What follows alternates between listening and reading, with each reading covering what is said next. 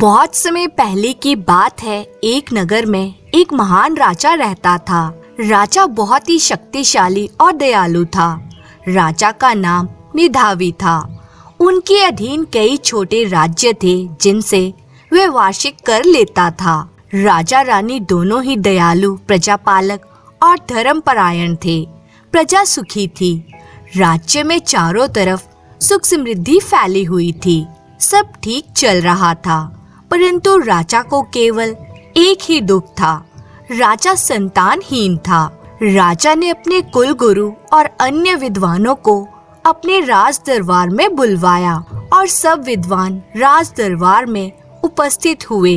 तो राजा ने प्रश्न किया कि उन्हें राज्य का उत्तराधिकारी क्यों नहीं मिल रहा है। राजा की उम्र भी अब 50 पार कर चुकी थी। राजा ने उनसे पूछा, क्या पुत्र प्राप्ति का कोई उपाय नहीं है? सभी विद्वानों ने अपनी गणना की और राजा को बताया कि महाराज, अगर आपने पुत्र प्राप्त करना है तो इसके लिए पुत्र यज्ञ करवाना होगा।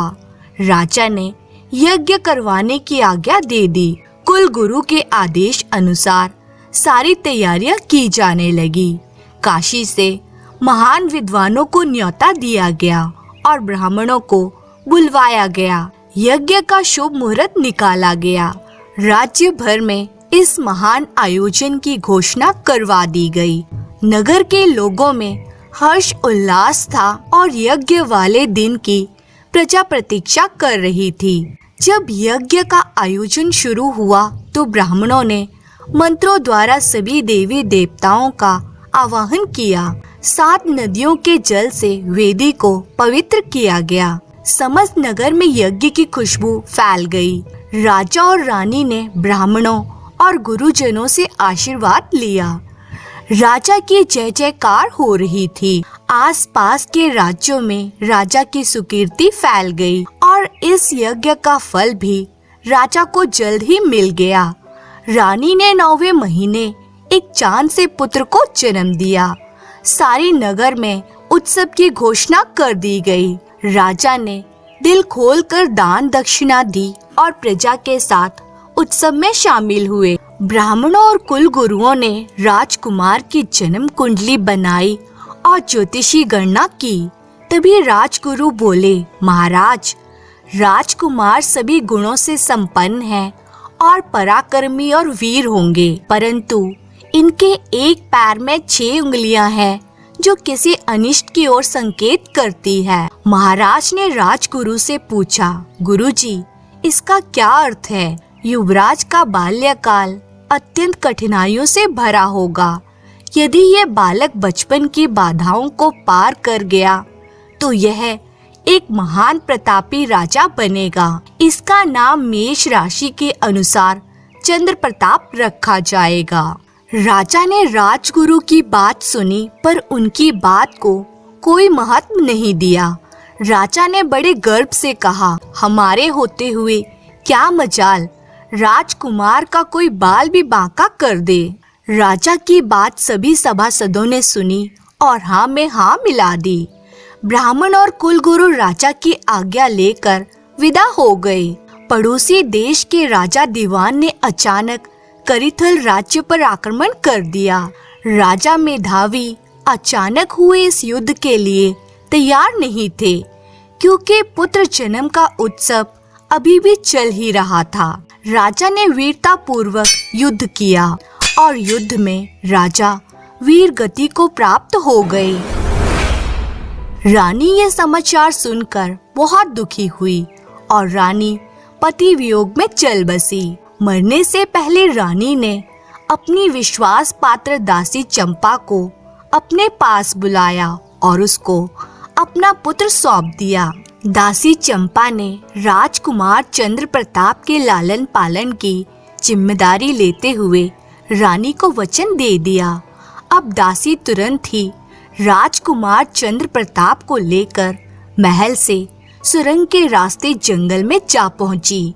दासी चंपा जंगल में भटकते भटकते राज्य की सीमा से दूर जा पहुंची। वह भूख प्यास से बेहाल थी और राजकुमार का भी रो रो कर बुरा हाल हो गया था। राजकुमार का रुदन जंगल में गूंज रहा था। संयोगवश कुंतलपुर का राजा दीवान वहीं से जा रहा था। उसने चंपा दासी को बच्चे के साथ बुरी हालत में देखा तो उससे उसका परिचय पूछा और जंगल भटकने का कारण भी जानना चाहा। तो चंपा ने अपनी असलियत छिपाते हुए बताया कि उसका पति राजा दीवान की सेना में था और 6 महीने पहले लड़ाई में मारा गया।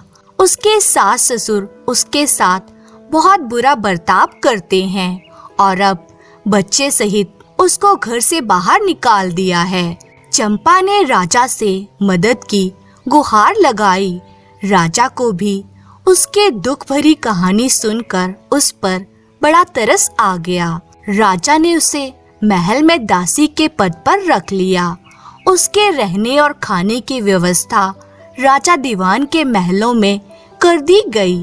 इस चंपा दासी और छोटे से चंद्र प्रताप को आश्रय मिल गया। चंद्र प्रताप दास दासियों के बच्चों के साथ खेलते खेलते बड़ा होने लगा। चंपा की कोशिश यही रहती कि चंद्र प्रताप अन्य बच्चों से दूर रहे। वे राजकुमार जैसे संस्कार और योग्य शिक्षा चंद्र प्रताप को देती थी। बालक चंद्र कलाओं की भांति बढ़ रहा था। 8 वर्ष की आयु में ही 12 वर्ष का दिखता था। वह निडर और साहसी था। महलों में भी वे सबका प्रिय था। एक दिन राजकुमार हट करके बाहर बच्चों के साथ खेलने चला गया। दूसरे बच्चों ने खेल खेल में उससे उसके पिता के बारे में पूछा कि उनका क्या नाम है, कहाँ रहते हैं। बालक चंद्र प्रताप यह सुनकर उदास हो गया। उसके मन को बहुत ठेस लगी। उसके मन में हजारों सवाल खड़े हो रहे थे। आखिर उसके पिता कौन हैं, कहाँ रहते हैं? उसकी माँ उनका कोई जिक्र क्यों नहीं करती? चंद्र प्रताप का मन अब खेल में नहीं लगा। वे दौड़ा दौड़ा अपनी माँ के पास गया। उसने चंपा से सीधा सवाल किया, माँ, मेरे पिता कौन हैं और वे कहाँ रहते हैं? वे हमारे साथ क्यों नहीं रहते? ज्योति, शंभू, भोलू सबके पिता उनके लिए नए नए खिलौने लाते हैं। मेरे पिताजी क्यों नहीं लाते? माँ, बताओ ना। बच्चे की जिद और भोले सवालों के आगे चंपा क्या कर सकती थी? वे चुप रही, लेकिन ज्यादा देर तक चुप्पी ना रख पाई। उसने चंद्र प्रताप को अपने पास गोद में बिठा लिया और उसका माथा चूमती हुई बोली, मेरे लाल, आज मैं तुम्हें सच बता ही देती हूँ। पता नहीं अब मैं कितने दिन जीऊंगी और यह राज मेरे साथ ही ना चला जाए। बेटा, मैं तेरी जननी माँ नहीं हूँ, तो राजा मेधावी का पुत्र है और करिथल का उत्तराधिकारी है। बेटा, इस पापी दीवान राजा ने तेरे माता पिता की हत्या कर दी थी और मुझे भागकर इसी के शरण में आना पड़ा। बेटा, मैं छद्म वेश में यहाँ रहती हूँ और जब तक तू बड़ा नहीं हो जाता मैं तुझको ऐसे ही छुपा कर रखूंगी। बालक चंद्र प्रताप पहले तो यह राज जानकर चौंक गया, फिर बोला, लो माँ, आज मैं बड़ा हो गया हूँ। मैं अभी जाकर उस दुष्ट राजा दीवान से अपने पिता की हत्या का बदला लेता हूँ। यह कहकर बालक ने अपनी नन्ही खिलौनों वाली तलवार उठाई और राज दरबार की तरफ दौड़ पड़ा। बालक चंद्र प्रताप नंगे पैर बदहवास सा तलवार उठाए राज दरबार में जा पहुंचा। वहां जाकर उसने राजा दीवान को ललकारा और कहा, हे दुष्ट राजा दीवान, तूने मेरे पिता राजा मेधावी की धोखे से हत्या कर दी थी। मैं उसका पुत्र चंद्र प्रताप आज तुझसे इसका बदला लेने आया हूँ। सभी को बालक के इस दुस्साहस पर बड़ा अचरज हुआ कि कैसे एक बालक राज दरबार में आकर राजा को ललकार सकता है। राजा के एक इशारे पर तुरंत 2 सिपाहियों ने उसे पकड़ लिया। सब उसे दासी पुत्र के नाम से जानते थे। राजा को उस पर बड़ा क्रोध आ रहा था। इतने में दासी चंपा भी वहां आ पहुंची। वह चंद्र प्रताप की उद्दंडता के लिए राजा से हाथ जोड़कर माफी मांगते हुए अनुनय विनय करने लगी, परंतु राजा का क्रोध और अधिक बढ़ चुका था। उसने कहा, दासी चंपा, तुमने बड़ा अपराध किया है। यहाँ मेरे महल में मेरे टुकड़ों पर पलकर तुम मेरे शत्रु की इस औलाद को बड़ा कर रही थी। आज तुमने इसे मेरे दरबार में ही मेरे विरुद्ध खड़ा कर दिया है। मैं आज इसको मृत्यु दंड देता हूँ और तुझे काल कोठरी की सजा देता हूँ। राजा ने तुरंत जल्लादों को बुलाकर आदेश दिया, जल्लादों, इस सपोले को जंगल में ले जाकर इसका कत्ल कर दो और इसकी एक उंगली काट कर सबूत के तौर पर ले आना। जल्दी जाओ और इसे यहाँ से ले जाओ। चंपा करुण विलाप कर रही थी। वे उसका एकमात्र जीने का सहारा था। वे अभी बालक था। वे उसको लेकर किसी दूसरे स्थान पर चली जाएगी। वे सिर पटक पटक कर रो रही थी। यह दृश्य देखकर लोगों की आंखें नम हो गई, परंतु राजा का दिल नहीं पसीजा और चंद्र प्रताप को जल्लादों के हवाले कर दिया।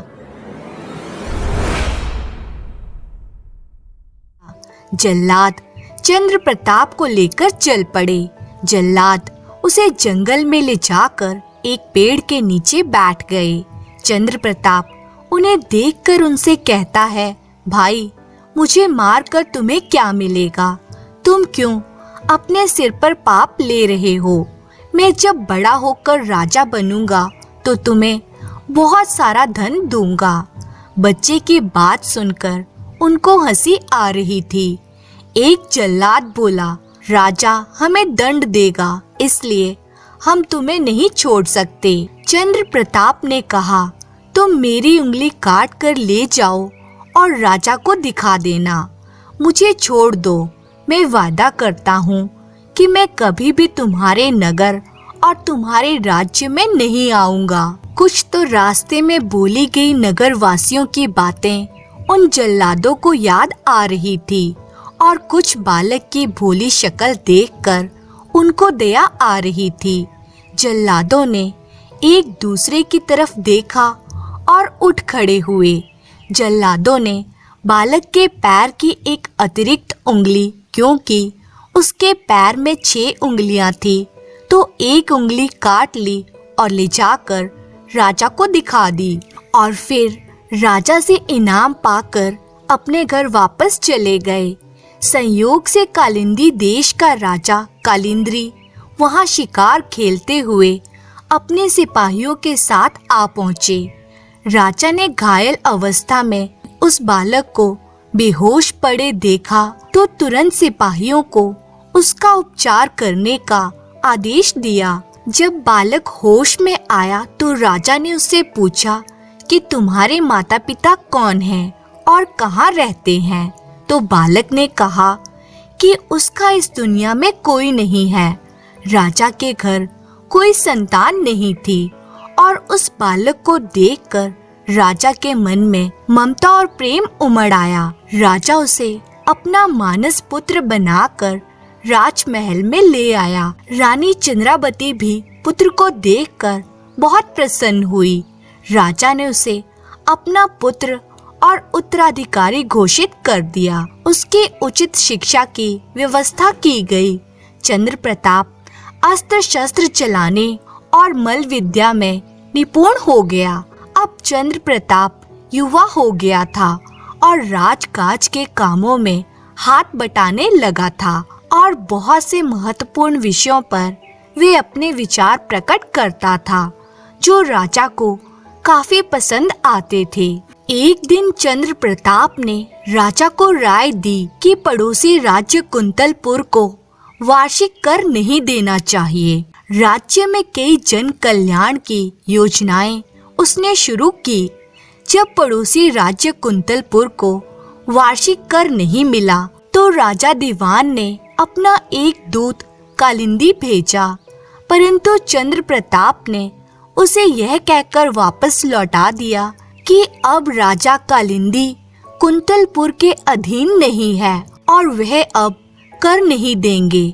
दूत ने कुंतलपुर आकर यह समाचार राजा दीवान को सुना दिया। अब राजा दीवान ने खुद कालिंदी जाकर बात करने की सोची। अगले दिन राजा दीवान कालिंदी पहुंच गए। राजा दीवान ने वहां राजा कालिंदी के बगल में सिंहासन पर बैठे युवराज चंद्र प्रताप को देखा तो उनके तन बदन में आग लग गई, लेकिन समय के दिशा और दशा को देखते हुए चुप रहा। वे राजा कालिंदी से बड़े प्यार से बोला कि मैं आपसे अकेले में कुछ बात करना चाहता हूँ। युवराज चंद्र प्रताप से भी उसने बहुत ही मीठे शब्दों में बात की और कर के बारे में कोई बात नहीं की। राजा दीवान का दिमाग कुटिल योजना पर काम कर रहा था। उसने राजा कालिंदी को कहा, राजन, मुझे अपने राजकाज से संबंधित एक निर्णय की जरूरी सूचना तुरंत कुंतलपुर भिजवानी है। इसके लिए मुझे एक अत्यंत विश्वसनीय व्यक्ति चाहिए। युवराज चंद्र प्रताप ही यह काम कर सकते हैं। वे मेरे पत्र को मेरे बेटे मदन सेन को सौंप आए। वह युवराज मदन सेन से भी मिल लेगा और कुंतलपुर की सैर भी कर लेगा। राजा कालिंदी ने चंद्र प्रताप को आज्ञा दे दी कि वह कुंतलपुर रवाना हो जाए। राजा दीवान ने पत्र लिख दिया और उस पर दस्तखत करके उसे लिफाफे में डालकर उस पर अपने राज्य की मुहर लगा दी। लिफाफा चंद्र प्रताप को पकड़ा दिया गया और चंद्र प्रताप ने जाने की तैयारी कर ली। तलवार कमर में बांधी और घोड़े को एड़ लगाकर कुंतलपुर के लिए कूच कर गया। राजकुमार एक दिन और एक रात लगाकर चलते रहने से घोड़े की सवारी करते हुए कुंतलपुर में प्रवेश कर गया। वह काफी थक गया था और थोड़ी देर आराम करना चाहता था। थोड़ी ही देर में वह एक बाग के द्वार पर था। वह बिना देरी किए बाग के अंदर चला गया। बाग में एक पेड़ के पास घोड़े को रस्सी से बांधकर उसकी रस्सी ढीली कर दी ताकि वह भी कुछ घास चर ले। एक पेड़ के नीचे वह आराम करने लगा और उसे कब नींद आ गई पता ही नहीं चला। यह एक शाही बाग था और बाहरी आदमी का यहाँ आना वर्जित था। दोपहर को राजा दीवान की बेटी राजकुमारी अपनी सहेलियों के साथ वहां आ पहुंची। राजकुमारी ने जब एक अनजान युवक को सोते हुए देखा तो उसे बड़ा अचरज हुआ। घोड़ा भी पास में ही बंधा हुआ था। सहेलियों ने उसे जगाना चाहा तो राजकुमारी ने इशारे से रोक दिया। सोता हुआ चंद्र प्रताप राजकुमारी को बहुत ही मोहक लग रहा था। राजकुमारी ने सोचा जगाने से पहले युवक की तलाशी लेनी चाहिए ताकि इसकी असली पहचान मिल सके। राजकुमार की जेब में रखा लिफाफा देखा तो उसे निकालकर तुरंत पढ़ने लगी। पत्र को पढ़ते हुए उसकी आंखें फटी की फटी रह गई। जब उसने उस पत्र में अपने पिता की लिखी हुई बातें पढ़ी जिसमें लिखा था, राजकुमार मदन सेन, इसे जाते ही विष दे देना।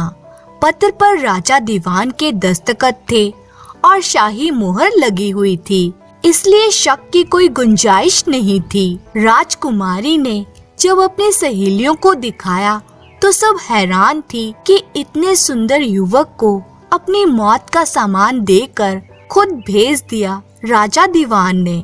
राजकुमारी उसको किसी भी सूरत में मरने नहीं देना चाहती थी। राजकुमारी ने नीचे से एक तिनका उठाया और अपनी आंखों के काजल पर लगाया और पत्र में लिखे हुए विष शब्द को विषया बना दिया, क्योंकि राजकुमारी का नाम भी विषया था। अब उस पत्र का अर्थ ही बदल गया और उसका अर्थ हो गया, इसे जाते ही विषया दे देना। उस पत्र को राजकुमारी ने वापस उसे सोते हुए युवक की जेब में डाल दिया। राजकुमार को गहरी नींद की वजह से कुछ पता ना चला। अब राजकुमारी वापस महल में लौट गई। राजकुमार चंद्र प्रताप दिन ढलते ही नींद से जागा और घोड़े पर सवार होकर राजा दीवान के महल की ओर बढ़ चला। जब वे महल पहुंचा तो राजकुमार मदन सेन ने उसका स्वागत किया और अचानक कुंतलपुर पधारने का कारण पूछा तो चंद्र प्रताप ने राजा दीवान का दिया हुआ लिफाफा उसे सौंप दिया। मदन सेन ने शीघ्रता से लिफाफे को खोलकर पढ़ा, दोबारा पढ़ा, तीसरी बार पढ़ा। मदन सेन को अब पत्र के बारे में कोई शंका नहीं हुई।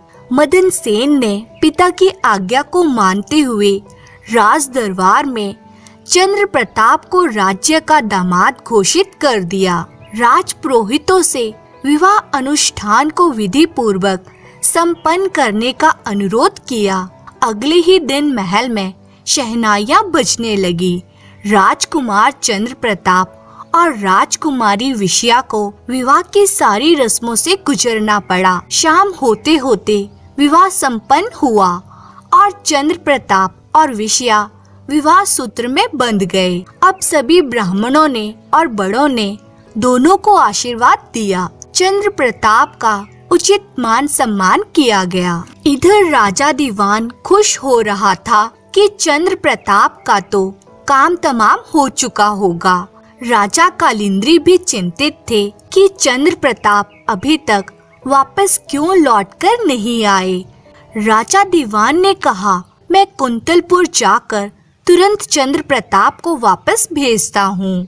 राजा दीवान कुंतलपुर की तरफ चल पड़ा और वहाँ पहुंचकर राजा दीवान ने देखा कि चंद्र प्रताप तो जमाता बन गया है। जब उसे सारी घटना का पता चला तो उसका खून खौलने लगा और वह मौके की नजाकत देखते हुए चुप रहा। बनावटी प्रसन्नता दिखाते हुए उसने चंद्र प्रताप को कहा, बेटा चंद्र प्रताप, हमारे राज्य में हमारी कुल देवी की आन है। कोई भी शुभ कार्य संपन्न होने के बाद कुल देवी के मंदिर जाकर पान नारियल चढ़ाकर पूजा करनी होती है। अब तुम दोनों ये रस्म निभाकर आओ। कुटिल दीवान ने अपने 2 जल्लादों को पहले ही छिप जाने का आदेश दिया था। जो भी मंदिर में घुसे तो उसका सिर कलम कर देना। जब चंद्र प्रताप को कालिंदी पहुंचने में देरी हो गई तो राजा कालिंद्री को बहुत चिंता हुई। राजा ने तुरंत पत्र लिखकर एक दूत को कुंतलपुर रवाना कर दिया, इस आदेश के साथ कि चंद्र प्रताप जिस भी हालत में हो तुरंत महल चला आए। दूत कुंतलपुर पहुंचा ही था कि मदन सेन, विषया और चंद्र प्रताप देवी माँ के दर्शन के लिए जा रहे थे कि उन्हें रास्ते में ही वह दूत मिल गया। दूत ने प्रणाम कर पत्र मदन सेन को दे दिया। वह पत्र मदन सेन और चंद्र प्रताप दोनों ने पढ़ा। समय की मांग और राजा के आदेश को देखते हुए मदन सेन ने उसको बिना समय गवाए कालिंदी रवाना होने की सलाह दी और कहा, कुल देवी की पूजा वह उसके नाम से करवा देगा। अब चंद्र प्रताप दूत के साथ ही कालिंदी के लिए लौट गया। मदन सेन और विषया दोनों भाई बहन पूजा के लिए देवी के मंदिर गए। आगे मदन सेन और पीछे विषया थी। जैसे ही मदन सेन मंदिर में दाखिल हुआ, मंदिर में छिपे जल्लादों ने उस पर हमला कर दिया और वे घायल होकर नीचे गिर गया। यह देखकर विषया को भी घबराहट के कारण चक्कर आ गया और वह नीचे गिर गई। बुरी खबर राजमहल तक पहुंची। राजा दीवान, मंत्री और रानी सब दौड़े और विलाप करते हुए मंदिर पहुँचे। राजा दीवान अपने बुरे कर्मों पर बड़ा दुखी हुआ। उसे ये एहसास हो गया कि जो दूसरों के लिए गड्ढा खोदता है वे स्वयं उसमें गिरता है। यह खबर बीच रास्ते में ही एक दूत ने चंद्र प्रताप को दी और वह वापस मंदिर की तरफ लौट आया। फिर घायल मदन सेन और राजकुमारी को महल ले जाया गया और वहां राज वैद्य को बुलवाकर मदन सेन का इलाज करवाया गया और कुछ ही दिनों में वह स्वस्थ हो गया। अब राजा, रानी और प्रजा काफी खुश थे कि राजकुमार की जान बच गई और वह अच्छा महसूस कर रहा था। अब राजा दीवान ने अपनी बेटी विषया की विदाई बड़े राज से ठाट बाट के साथ की। घोड़े भर भर कर माणिक माणिक्य धन दौलत के साथ काफिला कालिंदी को रवाना कर दिया। कालिंदी राजा चंद्र प्रताप की सफलता पर फूला नहीं समा रहा था। कालिंदी में भी वर और वधू का हर्ष उल्लास के साथ स्वागत किया गया। राजा ने राजकुमार का राज तिलक करके संपूर्ण राज्य चंद्र प्रताप को सौंप दिया। राजा दीवान ने करिथल का राज्य भी चंद्र प्रताप को वापस लौटा दिया और साथ ही अपने बुरे कर्मों के लिए राजा चंद्र प्रताप से माफी मांगी। चंद्र प्रताप का राज्य अब दुगना बड़ा हो गया था। अब राजा चंद्र प्रताप महान सम्राट बन गया था। वे अपनी रानी के साथ सुख भोगने लगा। चंद्र प्रताप अपने पिता की ही तरह एक दयालु और वीर राजा था, इसलिए उसकी प्रजा अपने राजा को बहुत पसंद करती थी। राजा के कारण राज्य में हर तरफ सुख समृद्धि फैली हुई थी। प्रजा को कोई दुख नहीं था। धन्यवाद।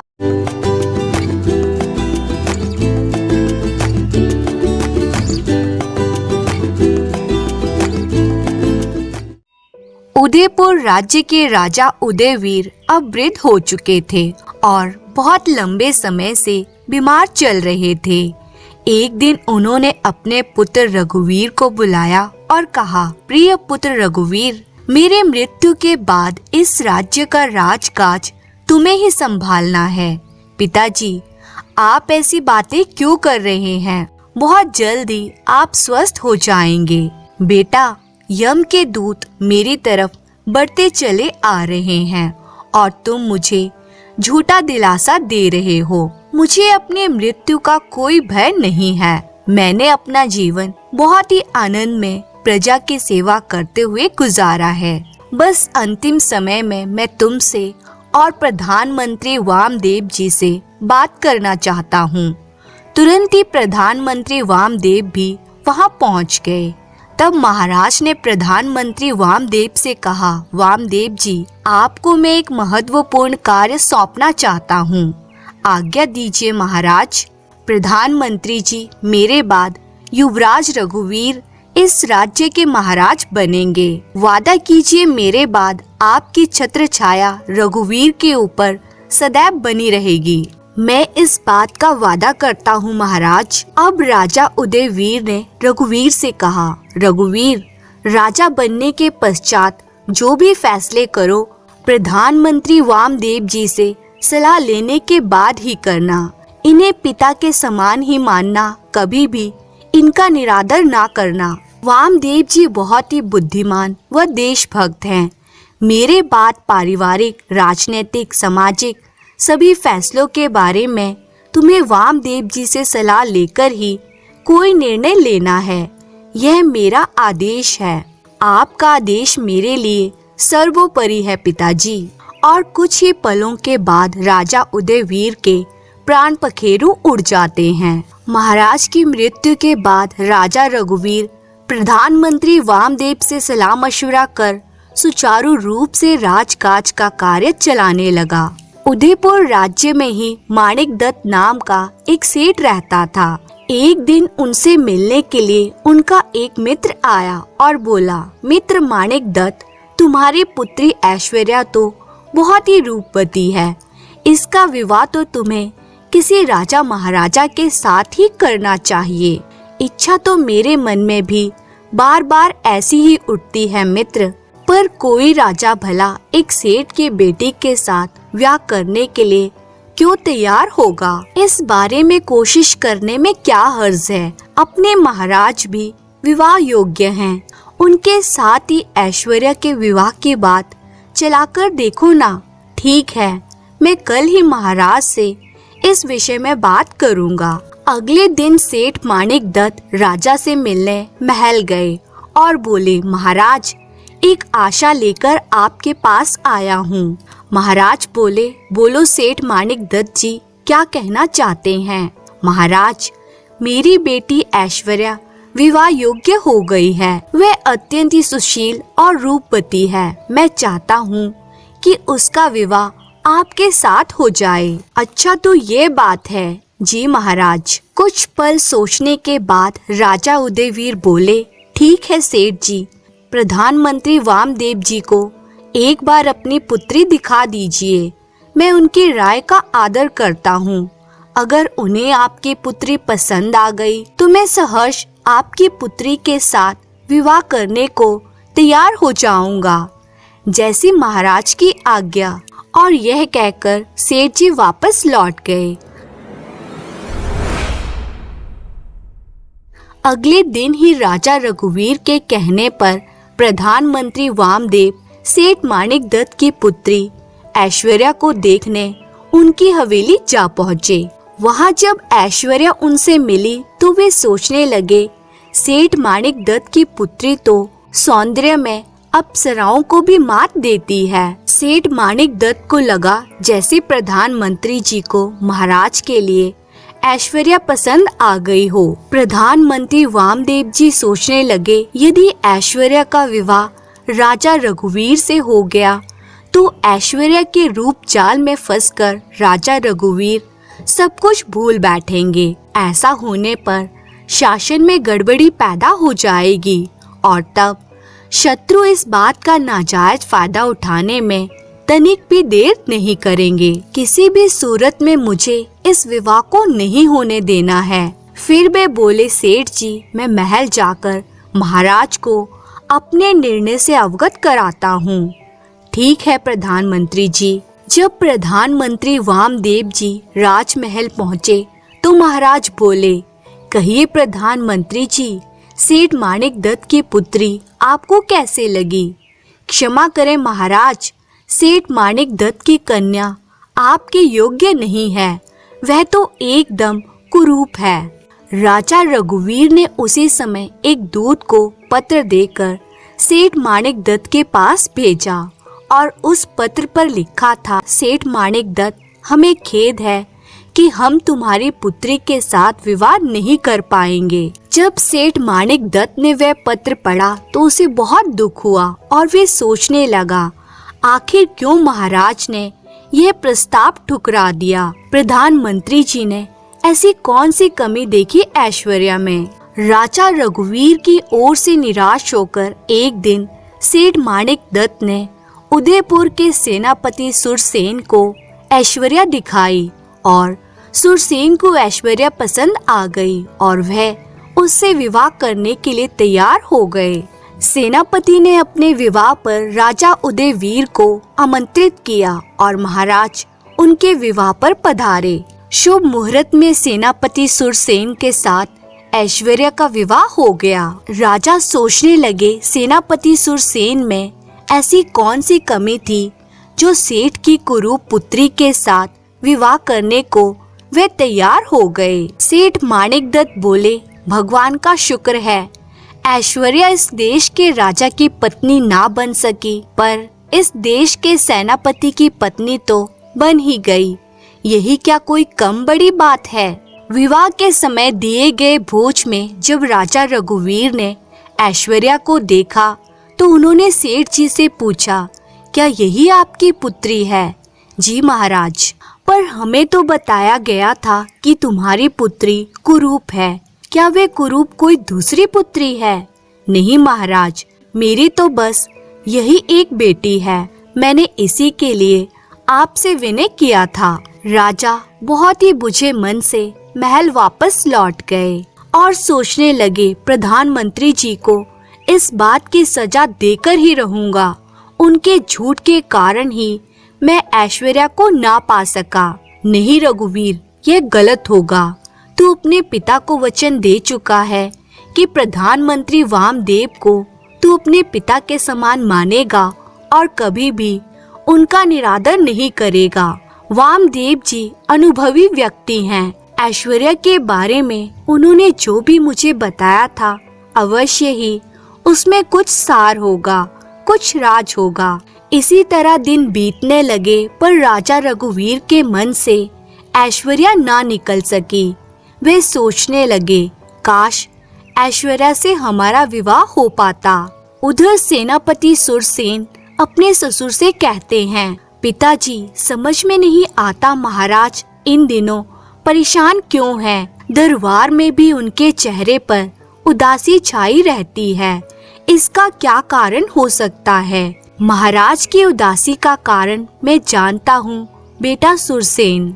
आप जानते हैं? हाँ बेटा, उनकी उदासी का कारण है तुम्हारी पत्नी ऐश्वर्या। ये आप क्या कह रहे हैं? मैं वही कह रहा हूँ बेटा जो सच है। ऐश्वर्या का तुमसे विवाह करने से पहले मैं ऐश्वर्या का प्रस्ताव महाराज के पास लेकर गया था।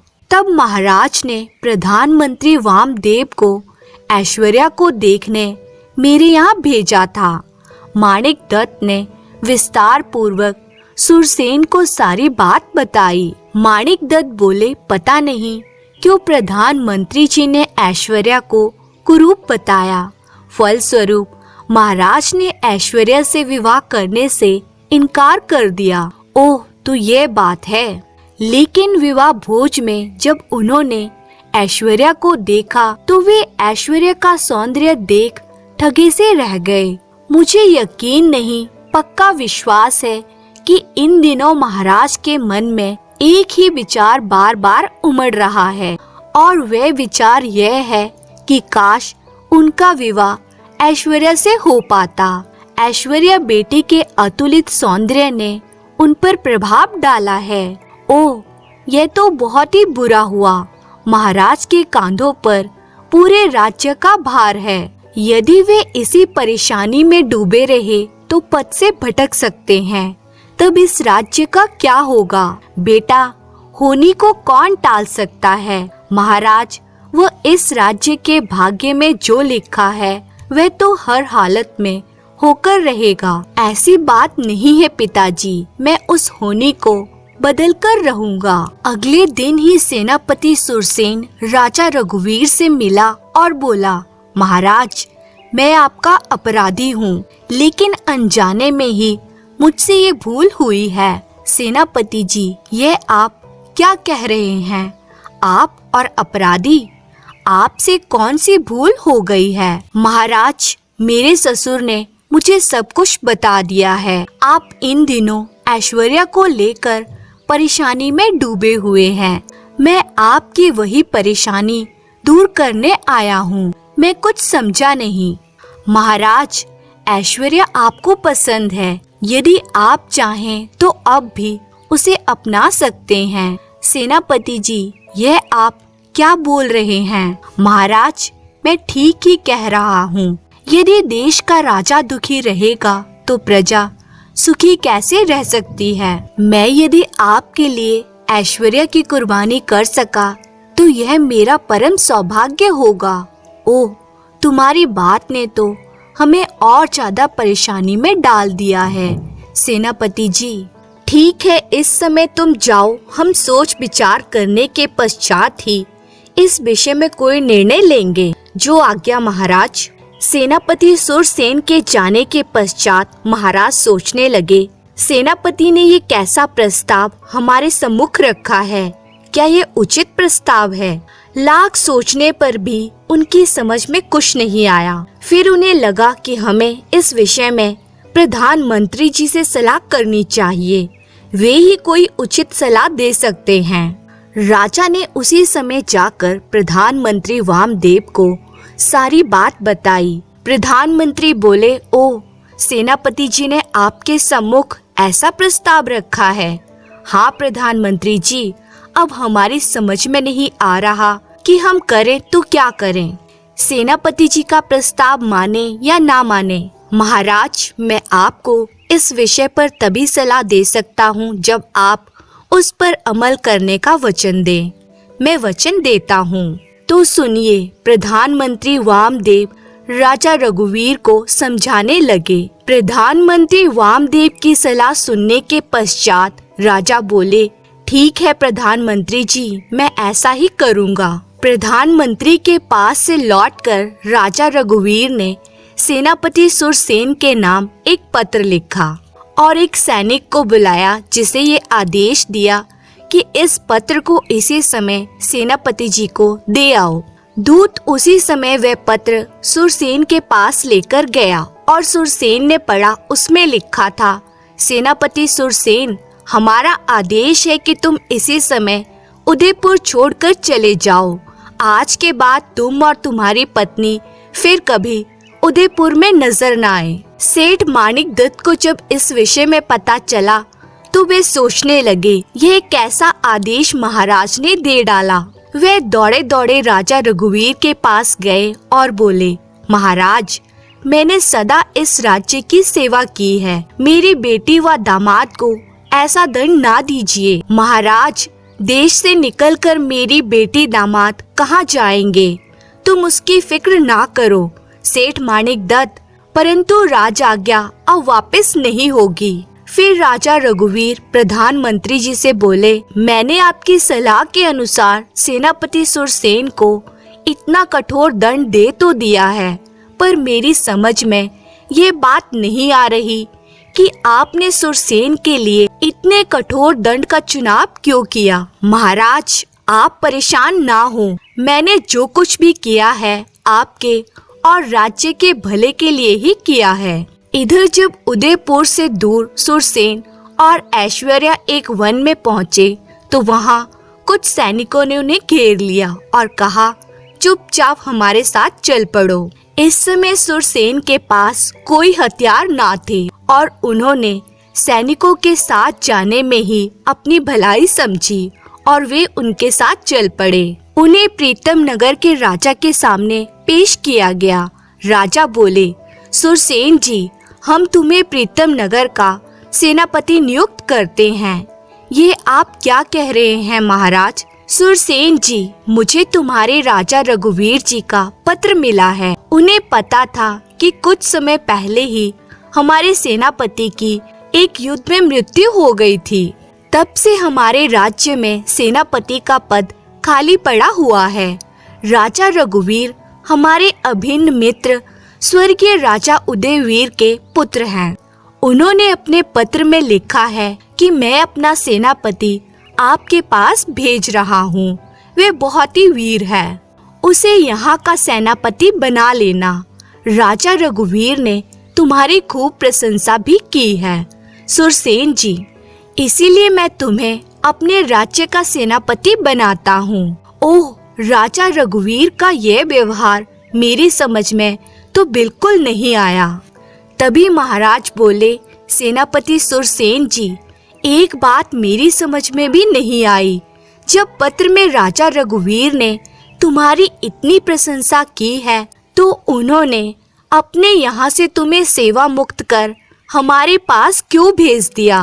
क्या वहाँ तुमसे कभी कोई भूल हो गई थी? महाराज, मैं आपको विस्तार से सारी बात बताता हूँ। सारी बात जानकर आप स्वयं निर्णय लेना कि क्या मुझसे कोई भूल हुई थी। सुरसेन ने सारी बात विस्तार पूर्वक राजा प्रीतम सेन को बताई। उसके बाद सुरसेन जी बोले, आप ही बताइए महाराज, क्या मैंने कोई भूल की थी?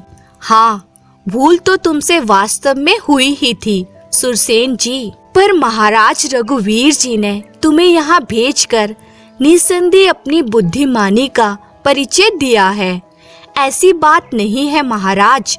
उदयनगर के प्रधानमंत्री वामदेव जी अत्यंत ही अनुभवी एवं बुद्धिमान व्यक्ति हैं। राजा रघुवीर उन्हीं से सलाह लेकर ही कोई निर्णय करते हैं। संभव है कि मेरे विषय में भी उन्होंने प्रधानमंत्री वामदेव जी से सलाह लेकर ही ऐसा निर्णय दिया होगा।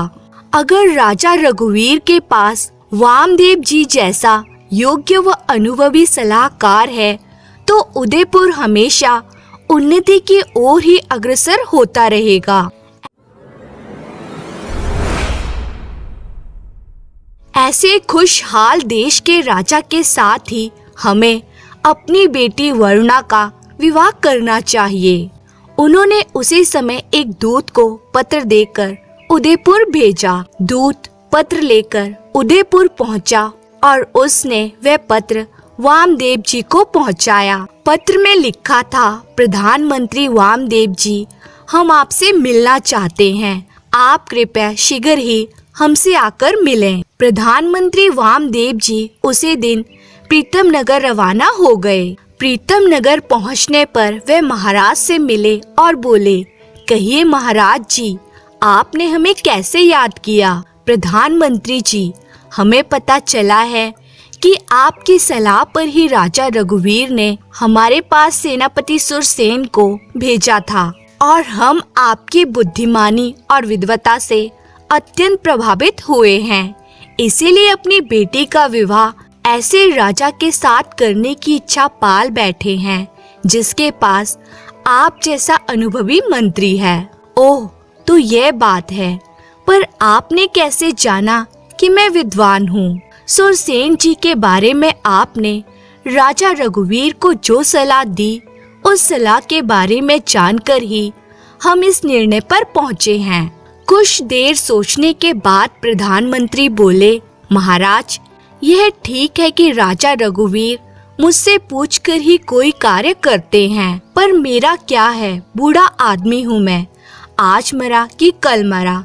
मैं चाहता हूँ कि राजा रघुवीर को ऐसी सुयोग्य व बुद्धिमान जीवन संगिनी मिले जो मेरे बाद राजा रघुवीर को उचित सलाह दे सके। क्या आपकी पुत्री मेरी इस कसौटी पर खरी उतरेगी? प्रधानमंत्री जी, वरुणा मेरी बेटी है, उसकी बुद्धिमत्ता की प्रशंसा मैं स्वयं कैसे कर सकता हूँ? तो ठीक है, यदि आप आज्ञा दें तो मैं वरुणा बेटी की बुद्धिमानी की परीक्षा लेना चाहता हूँ। मुझे इसमें कोई ऐतराज नहीं है। तब प्रीतम सेन उन्हें वरुणा के पास ले गए और बोले, वामदेव जी, यही मेरी पुत्री वरुणा है। वामदेव जी बोले, बेटी, मैं तुम्हें एक कहानी सुनाता हूँ, उस कहानी को सुनकर तुम्हें अपना निर्णय देना है। तब वामदेव ने राजा रघुवीर, सेठ माणिकदत्त, सेनापति सुरसेन, ऐश्वर्या और अपनी कहानी सुनाई। बेटी, तुम्हें यह बताना है कि मैंने राजा रघुवीर को ऐश्वर्या के विषय में झूठ बताया, फिर भी राजा रघुवीर ने मुझे कुछ भी क्यों नहीं कहा। सेनापति सुरसेन ने हमेशा राजा रघुवीर की सेवा की थी। वे अपनी पत्नी ऐश्वर्या को भी राजा रघुवीर के लिए छोड़ देने को तैयार हो गया था। फिर ऐसे सेनापति को राजा रघुवीर ने देश निकाला क्यों दिया? फिर बाद में सुरसेन को तुम्हारे राज्य में सेनापति का पद भी दिलवा दिया। यह दंड है या पुरस्कार? इसके विषय में बता सकती हो तो बताओ बेटी। प्रधानमंत्री जी, ये ठीक है कि आपने राजा रघुवीर से ऐश्वर्या के विषय में झूठ बोला हो, पर उस झूठ में भी उदयनगर की और उसकी प्रजा की भलाई ही निहित थी। वह कैसे? क्योंकि झूठ बोलते समय आप उदयनगर राज्य की भलाई के विषय में ही सोच रहे थे। दूसरी ओर सेनापति सुरसेन ने अपनी पत्नी ऐश्वर्या को राजा रघुवीर को सौंपने की बात कहकर राजा रघुवीर और राज्य दोनों का अहित किया। राजा रघुवीर और आप जानते थे कि सेनापति सुरसेन स्वामी भक्त हैं, पर ऐश्वर्या को राजा रघुवीर को सौंपने की बात उन्होंने गलत की थी। यदि राजा रघुवीर राजा होकर दूसरों की स्त्रियां छीनने को तैयार हो जाते तो फिर उदयपुर की जनता भी समय आने पर वैसा ही करती। इसीलिए आपने राजा रघुवीर को ऐसी अनोखी सलाह दी। यदि सेनापति सुरसेन उदयपुर में ही रहता तो ऐश्वर्य की बात सदैव राजा रघुवीर के मन में रहती। इसीलिए आपकी सलाह पर राजा रघुवीर ने सुरसेन और ऐश्वर्या को देश निकाले का आदेश दिया। क्योंकि सेनापति सुरसेन ने जो कुछ भी किया था स्वामी भक्ति की भावना से ही किया था और वे देशभक्त भी था, इसलिए राजा रघुवीर ने सुरसेन के लिए नौकरी की व्यवस्था भी हमारे राज्य में करवा दी। इस प्रकार सुरसेन को दंड व पुरस्कार दोनों साथ साथ ही मिले। बेटी, तुमने बिल्कुल सही उत्तर दिए हैं। तुम मेरी कसौटी पर खरी उतरी हो। मैं तुमसे अत्यंत प्रसन्न हूँ। राजन, मैंने राजकुमारी वर्णा को अपने महाराज के लिए चुन लिया है। प्रधानमंत्री जी, ये फैसला करने से पहले आप एक सच्चाई और जान लें तो ठीक रहेगा।